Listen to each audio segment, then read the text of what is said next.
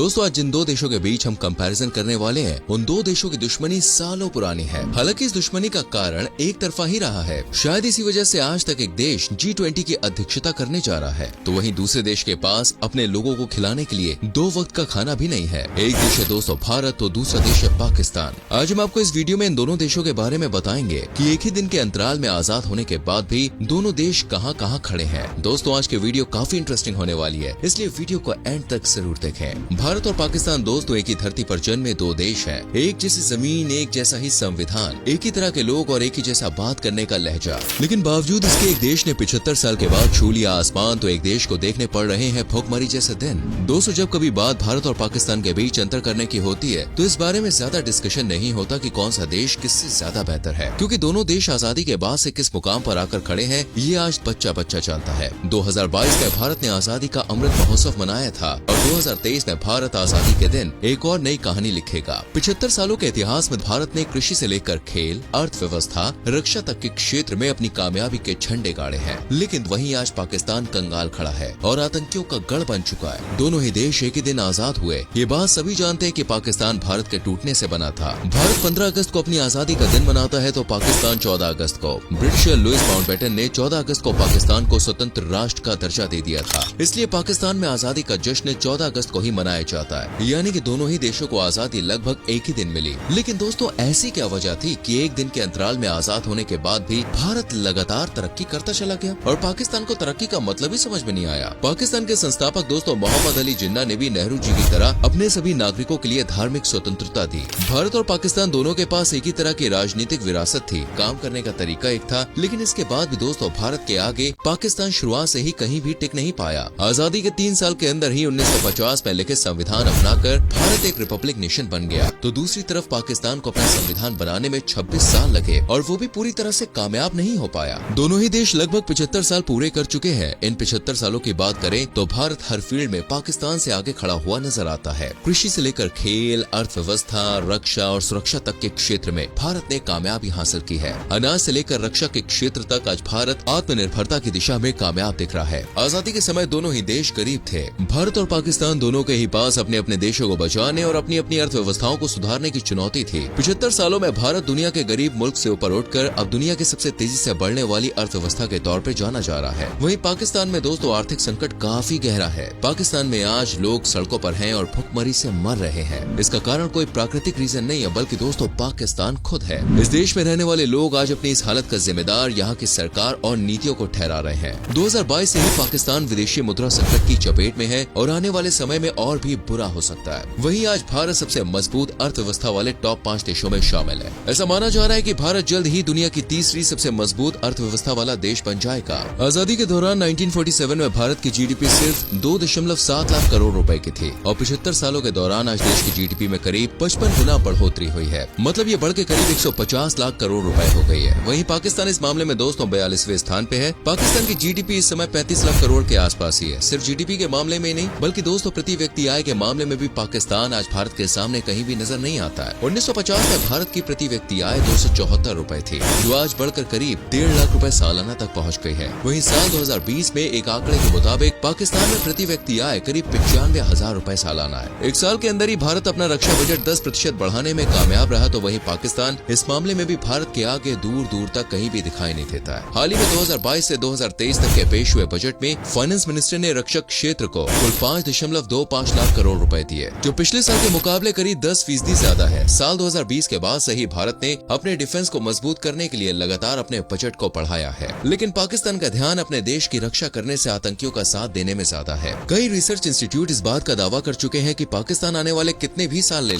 तब भी defence budget में भारत से आगे नहीं निकल सकता है। पाकिस्तान की बात करें तो इस देश का 2022-23 के लिए रक्षा बजट 1,52,000 करोड़ पाकिस्तानी रुपए अलॉट किया गया था। भारत की मुद्रा के हिसाब से देखें तो ये 46,689 करोड़ रुपए के बराबर है। इसकी अगर भारत के रक्षा बजट से तुलना करें तो ये पाकिस्तान का करीब 13 गुना तक ज्यादा है। डिफेंस बजट के अलावा अगर दोनों ही देशों की सैन्य ताकतों की बात करें तो परमाणु हथियार के अलावा पाकिस्तान के पास भारत के किसी हथियार का जवाब नहीं है। पाकिस्तान के पास 140 से 150 परमाणु बम है, जबकि भारत के पास 130 से 140 परमाणु बम है। भारत के पास 9 तरह के ऑपरेशनल मिसाइल्स हैं, जिसमें दोस्तों अग्नि 3 सबसे खतरनाक मिसाइल है जो 5000 किलोमीटर की दूरी से वार कर सकती है, जबकि पाकिस्तान के पास शाहीन नाम की एक ऐसी मिसाइल है जो बाकी सबसे खतरनाक मानी जाती है। इसकी भी दूरी करीब 2000 किलोमीटर तक है। IISS के मुताबिक भारत के पास 14 लाख सैनिक हैं। इसके अलावा भारत के पास 3563 युद्ध टैंक, 3100 इन्फेंट्री फाइट लड़ाकू वाहन, 336 सशस्त्र पर्सनल कैरियर्स और 9719 तोप है। पाकिस्तान की आर्मी में केवल दोस्तों 5.6 लाख सैनिक हैं, जिनके पास 2496 टैंक्स हैं, 1605 सशस्त्र पर्सनल कैरियर्स हैं, 4472 तोप है। दोनों ही देश एक दूसरे से किसी भी समय जंग करने के लिए तैयार रहते हैं। लेकिन दोस्तों आप सोच सकते हैं कि अगर जंग हुई तो कौन सा देश किस पर भारी पड़ेगा। आज भारत अमेरिका, ऑस्ट्रेलिया, इंडोनेशिया और फिलीपींस जैसे देशों से स्वदेशी फाइटर जेट तेजस खरीद पाने में कामयाब हो पाया। इसके अलावा भारत के पास आज एक नहीं बल्कि दोस्तों कई राफेल विमान है जो अकेले ही किसी भी देश का सामना कर सकते हैं। ताकत के अलावा भारत मेडिकल के क्षेत्र में भी काफी ज्यादा आगे निकल चुका है। कोरोना महामारी के दौरान दोस्तों भारत ने टीकाकरण अभियान में शानदार उपलब्धि हासिल करके एक नई हिस्ट्री क्रिएट की। भारत में सामान्य रोगों में लोगों को सस्ता और बेहतर इलाज मिल जाता है। विदेशी भी भारत में सस्ते इलाज का लाभ उठाते हैं, लेकिन पाकिस्तान दोस्तों यहाँ भी भारत से पिछड़ा हुआ है। पाकिस्तान अभी तक किसी भी गंभीर बीमारी से लड़ने के लिए कोई दवा बना पाने में कामयाब नहीं हो पाया है। बड़ी सर्जरी और कैंसर जैसी बीमारियों का इलाज कराने के लिए पाकिस्तान के लोगों को खुद भारत आना पड़ता है। भारत में कुल 43,486 निजी अस्पताल है और 25,778 सार्वजनिक अस्पताल है। वहीं पाकिस्तान में कुल 8,953 अस्पताल है, जिनमें 1282 सरकारी अस्पताल है। अगर बात फार्मा कंपनियों की करें तो 2021-22 में भारत का फार्मा निर्यात 24.47 अरब डॉलर था। वहीं साल 2030 तक इसके 70 अरब डॉलर्स पर पहुंचने का अनुमान है। भारत लगातार कोरोना वैक्सीन सप्लाई कर रहा है और लोग भारी मात्रा में कोरोना वैक्सीन भारत से ले रहे हैं। अंतरिक्ष के क्षेत्र में एक समय पाकिस्तान का नाम भारत से काफी आगे था, लेकिन समय के साथ भारत ने इस फील्ड में भी खुद को आगे कर लिया और आज अंतरिक्ष की फील्ड में भारत एशिया का नंबर 1 कंट्री माना जाता है। पाकिस्तान ने भारत से पहले अपनी स्पेस एजेंसी बनाई थी, लेकिन आज उसका कोई नाम तक नहीं जानता। वहीं भारत की स्पेस एजेंसी इसरो दुनिया को अपना कमाल दिखा चुकी है। इसरो के गठन से करीब 8 साल पहले पाकिस्तान ने 16 सितंबर 1961 में space and upper atmosphere research organisation बना ली थी। पाकिस्तान ने कोशिश तो काफी की, लेकिन दोस्तों भारत ने अंतरिक्ष में भी चंद्रयान 2 जैसे मिशन को चुनौती देकर अपनी धाक जमा ली और पाकिस्तान आज भी इस बारे में बस सोच रहा है। पाकिस्तान ने दोस्तों अब तक सिर्फ 5 सैटेलाइट्स ही छोड़े हैं, तो वहीं 1975 से लेकर अभी तक भारत ने कुल 116 उपग्रह लॉन्च किए हैं। फरवरी 2017 में इसरो ने एक ही बार में 104 सैटेलाइट्स लॉन्च करके एक नया रिकॉर्ड बनाया था। इंटरनेशनल लेवल पर दोनों देशों की क्या स्थिति है, ये भी दोस्तों किसी से छुपी हुई नहीं है। भारत सरकार की बदली हुई तस्वीर को देखते हुए आज चीन जैसे देश भी भारत को आंख दिखाने के बारे में सोचते हैं। यूक्रेन के मामले में भी भारत अमेरिकी दबाव के आगे नहीं झुका और रूस से व्यापार का रास्ता बरकरार रखा।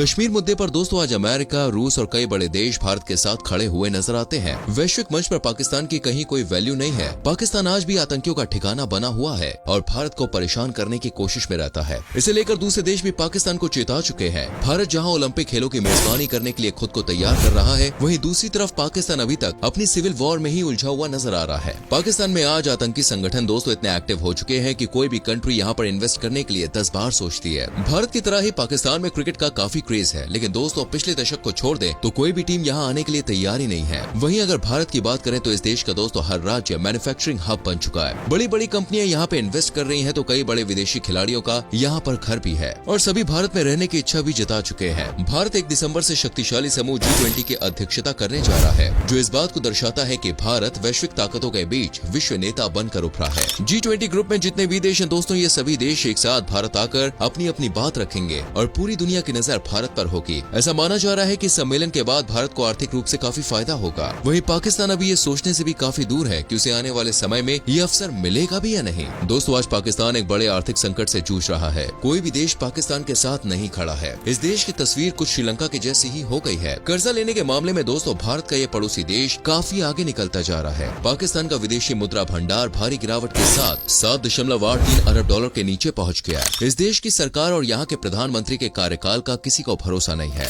भारत एक सेकुलर कंट्री है, जिसकी वजह से दोस्तों आज पूरे विश्व में भारत की एक छवि बनी हुई है, जबकि पाकिस्तान में अक्सर धर्म के नाम पर लोगों की हत्याएं होती रहती है। भारत में हर धर्म के लोग अपनी अपनी मर्जी से रहते हैं, लेकिन दोस्तों पाकिस्तान में ऐसा देखने को नहीं मिलता है। भारत की सेना जहां पूरे प्रोटोकॉल के साथ कोई भी निर्णय लेती है, तो वहीं पाकिस्तान की सेना आतंकियों के साथ मिलकर अपनी सरकार की जरा भी नहीं सुनती। पूरा पाकिस्तान का पॉलिटिकल सिस्टम ही सेना सेना के अंडर में काम करता है और यहाँ की सेना आतंकियों के साथ खड़ी हुई दिखाई देती है। अब ऐसे में दोस्तों पाकिस्तान को ये जरूर सोचना चाहिए कि जिस भारत के साथ उसने आजादी का जश्न मनाया, वो भारत आज उससे कैसे मीलों दूर आगे निकलकर एक मजबूत देश के तौर पर खड़ा हुआ है। तो दोस्तों ये था भारत और पाकिस्तान के बीच में एक बड़ा अंतर। वीडियो देखने के बाद आपको पता चल ही गया होगा कि आज दोनों ही देशों की स्थिति क्या क्या है। दोनों देशों को लेकर दोस्तों आपकी क्या राय है? आपकी नजर में कौन सा देश बेहतर है? हमें कमेंट करके जरूर बताएं।